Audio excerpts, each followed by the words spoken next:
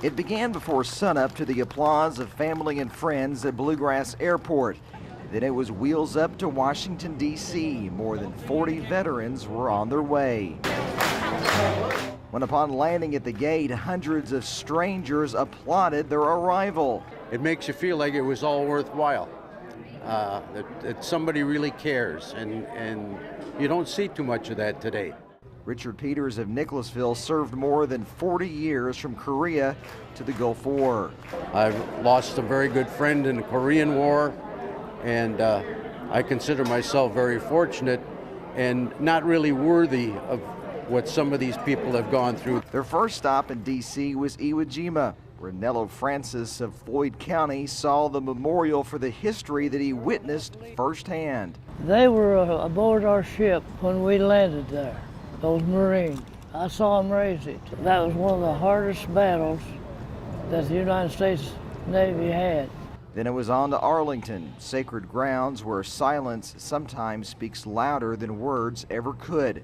4 vets laid a wreath at the tomb of the unknown soldier.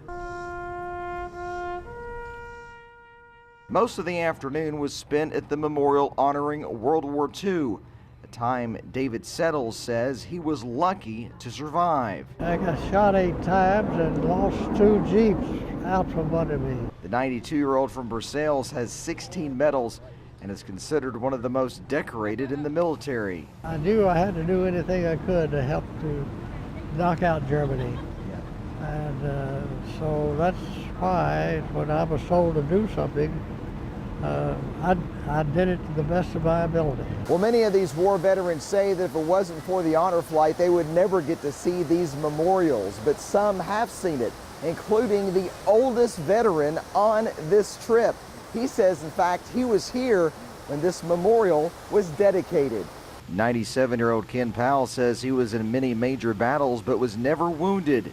I'm emotional when I get thinking about being over there and what went on and so on. So I have a problem that way. After stops at the Korean and Vietnam memorials, a flight home to a welcome like no other they had ever seen. Most said simply a great day for the greatest generation. In Lexington, Phil Pendleton, WKYT.